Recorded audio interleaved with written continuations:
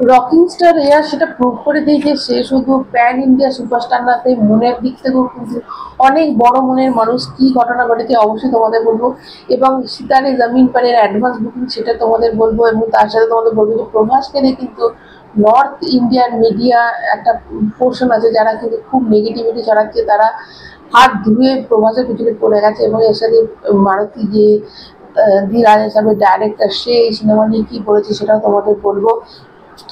তো প্রথমেই যে মানে তার আগে বলে দিই যে চ্যানেল নতুন অবশ্যই চ্যানেল সাবস্ক্রাইব করে একটা লাইক কিন্তু অবশ্যই দেবে। সলমান খানের গালওয়ান ভ্যালি যে সিনেমাটা রয়েছে, সেই সিনেমাতে সলমান খানের বিপরীতে আমরা চিত্রাঙ্গদা সিংকে দেখতে চলেছি, এরমটাই কিন্তু খবর আমরা জানতে পেরেছি। এবং নেক্সট তোমাদের যেটা বলবো সেটা হচ্ছে রণবীর সিং এর মোস্ট অ্যান্টিসিপেটেড যে সিনেমা ধুরন্ধর, তার কিন্তু টিজার খুব তাড়াতাড়ি রিলিজ করবে। এবং সেই মানে 6 জুলাই, যেটা রণবীর সিং এর বার্থডেতে, ওই দিন কিন্তু টিজারটা রিলিজ করবে। এবং এই সিনেমাটা কিন্তু রণবীর সিং এর কেরিয়ারের মানে সব থেকে বড় ডেঞ্জারাস এবং ব্রুটাল সিনেমা হতে চলেছে, এরকমটাই শোনা গেছে। নেক্সট আমাদের যে আপডেটটা দেবো সেটা হচ্ছে সিতারে জামিন পরের যে অ্যাডভান্স বুকিং, মানে আমির খানের এই যে কেরিয়ারের 10 থেকে 15 বছর যত সিনেমা করছে, তার যে অ্যাডভান্স বুকিং আসতো তার সেটা প্রায় 8 থেকে 10 কোটি অ্যাডভান্স বুকিং তার উঠে আসছে। কিন্তু এই সিনেমাটাতে 1,48,00,000 টাকা অনলি ফর উঠেছে অ্যাডভান্স বুকিং এখনো অবধি। তো এটা অনেকটাই খারাপ, মানে এটা কেরিয়ারে সব থেকে মানে একটা প্রথম সিনেমা যার 10-15 বছরের প্রথম কোনো সিনেমা যার কিন্তু এত কম অ্যাডভান্স বুকিং এসেছে। এবং নেক্সট ওদের যেটা বলবো সেটা হচ্ছে রকিং স্টার ইয়াস কিন্তু বারবার নিজেকে প্রুভ করে দেয়, এবং সে যে একটা বড় মনের মানুষ সেটা কিন্তু প্রমাণ করে দিচ্ছে। দেখো এই যে টক্সিক সিনেমাটা নেক্সট শিডিউল কিন্তু ব্যাঙ্গালোরে হওয়ার কথা ছিল, একদম সব ঠিকঠাক হয়ে গেছিলো, সেট মানে একদম সব ঠিকঠাক। কিন্তু যেহেতু কিয়ারা আডবাণী মানে প্রেগনেন্ট, এই খবরটা জানতে পেরেছে, এবং কিয়ারা আডবাণীর বাড়ি মুম্বাই, তো পুরো শুটিংটা শিফট করে মুম্বাইতে এনেছে। এবং শুধুমাত্র কিয়ারা আডবাণীর জন্য মুম্বাইতে শুটিংটা করা হচ্ছে, এবং এটা একটা রোমান্টিক কোনো সিন শ্যুট করার ব্যাপার ছিল।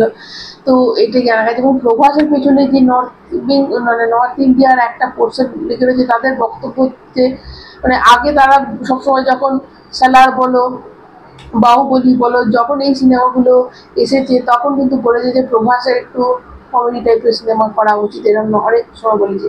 এখন যখন এই ধরনের সিনেমা করছে তখন কিন্তু বলছে তাকে সিরিয়াস টাইপের সিনেমা করা উচিত। তো এইভাবে একদম বিচ্ছিরিভাবে এটা কিন্তু খুব ক্রিটিসাইজ করছে, এই সিনেমাটাকে ডাউন করার চেষ্টা করছে। উল্টো দিকে মারুতি কিন্তু মানে এই সিনেমার রাজা সাহেবের ডাইরেক্টর মারুতি কিন্তু একটা বড় সিনেমাটা নিয়ে খুলাসা করে দিয়েছে, এই সিনেমাটা খুব একটা ইমোশনাল সিনেমা হতে চলেছে। এবং এখানে একটা গ্র্যান্ড মাদার মানে ঠাকুমা, দাদু এবং নাতির একটা বন্ডিং দেখানো হবে, এবং যে বন্ডিংটা আর কোনো এখনো অবধি এই বন্ডিং মানে এরকম ধরনের কনসেপ্টে সিনেমা কিন্তু মানে ফিল্ম ইন্ডাস্ট্রিতে মানে ফিল্ম হিস্ট্রিতে কখনো এরকম ধরনের গল্প হয়নি। এবং এটা একটা horror fantasy cinema, not horror comedy একদম আছে, হরর ফ্যান্টাসি তার সাথে অবশ্যই কমেডি আছে।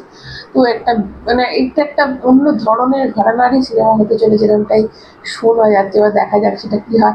এবং তার সাথে তোমাকে জানিয়ে দিই যে সান অফ সর্দারের কিন্তু একটা নতুন পোস্টার এসে গেছে, যেটাতে দুটো ট্যাঙ্কারের মাথায় দাঁড়িয়ে রয়েছে আমাদের অজয় দেবগন। এবং এর আগে যে পোস্টারটা ছিল তাতে ছিল দুটো ঘোড়ায় দাঁড়িয়ে আছে, হয়তো এটা হতে পারে পরের পোস্টারটা যেটা আসবে সেটা একদম দুটো হেলিকপ্টারের মাথায় দাঁড়িয়ে আছে। তো এটা হতেই পারে, মানে সেই গাড়ি থেকে স্টার্ট করেছিল, দুটো গাড়িতে দাঁড়িয়ে আছে অজয় দেবগন, সেই কনসেপ্টে যদি এটা কমেডি সিনেমা তো কমেডি হিসেবেই নেওয়াটা উচিত।